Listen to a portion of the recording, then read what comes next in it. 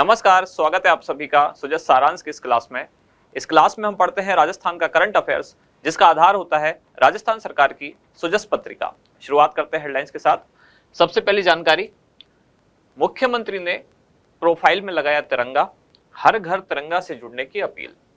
केंद्र सरकार द्वारा एक अभियान चलाया गया है जिसका नाम है हर घर तिरंगा अभियान। 13 अगस्त से 15 अगस्त तक ये अभियान संचालित रहेगा, जिसमें सबसे अपील की जा रही है कि अपने घरों पर या किसी का अगर कोई व्यापारिक संस्थान है, कोई इंस्टीट्यूट है, तो उन सभी पर तिरंगा लगाया जाए। इसके बाद अगली जानकारियां हैं पेरिस ओलंपिक 2024 से लेकर, जहां भारतीय पुरुष हॉकी टीम और साथ ही जेवलिन थ्रो में भारत ने 2 पदक जीते हैं।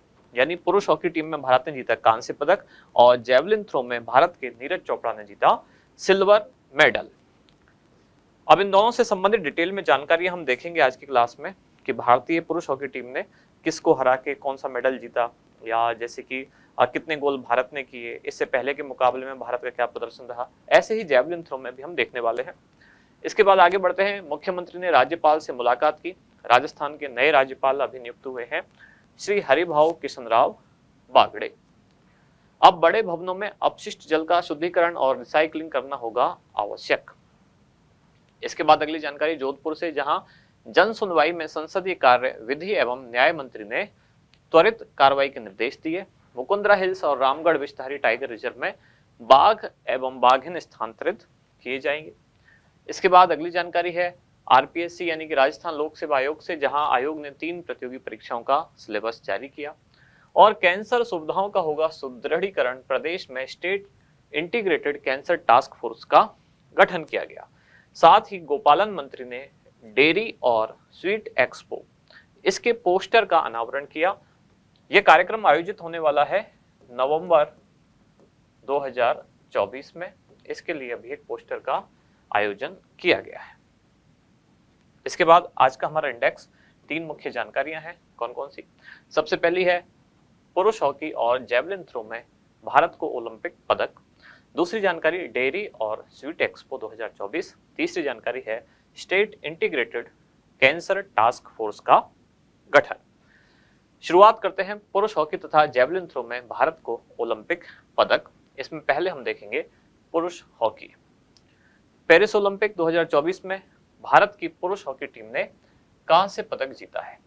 इससे पहले जो ओलंपिक हुआ था यानी कि टोक्यो ओलंपिक 2020, इसमें भी भारतीय पुरुष हॉकी टीम ने कांस्य पदक जीता और ऐसा लगातार दूसरी बार भारत की पुरुष हॉकी टीम ने किया है।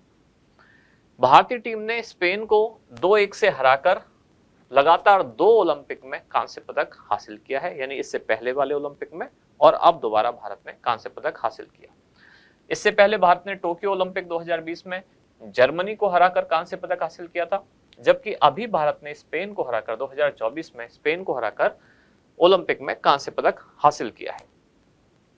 इस कांस्य पदक विजेता टीम के कप्तान है हरमनप्रीत सिंह, और स्पेन के विरुद्ध जो मुकाबला हुआ जिसमें जीतकर भारत को कांस्य पदक मिला, इस मुकाबले में भारतीय टीम ने 2 गोल किए थे और दोनों ही गोल किसने किए? भारत के कप्तान हरमनप्रीत सिंह ने।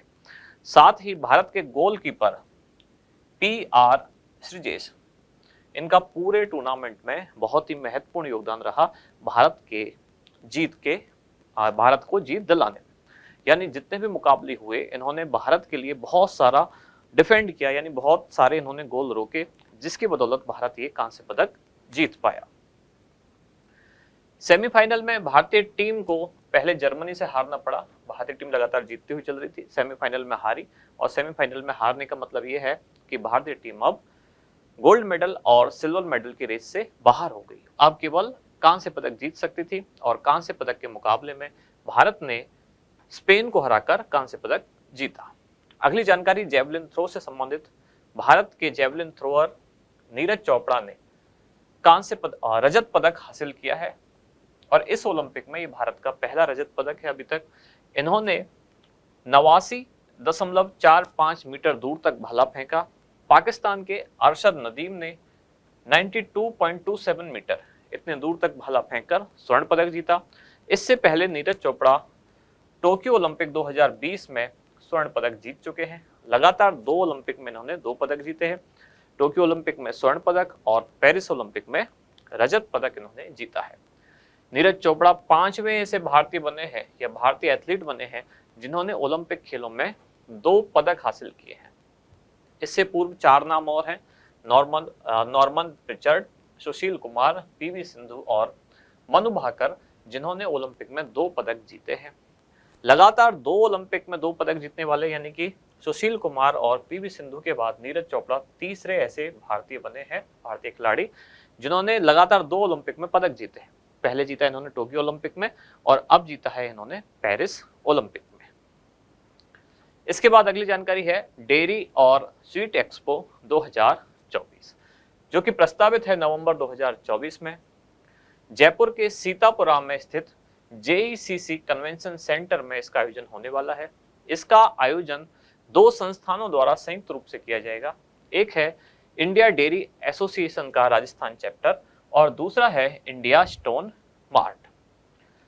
अभी ये चर्चा में क्यों है? क्योंकि हाल ही में राजस्थान के मंत्री जोराराम कुमावत इन्होंने डेयरी और स्वीट एक्सपो 2024 के पोस्टर का विमोचन किया है। क्या होगा इस कार्यक्रम में? इस कार्यक्रम में पूरे देश से डेयरी और स्वीट मैन्युफैक्चरिंग यूनिट के जो भी निर्माता हैं, मशीनरी हैं और विशेषज्ञ हैं, वो सभी इसमें भाग लेंगे।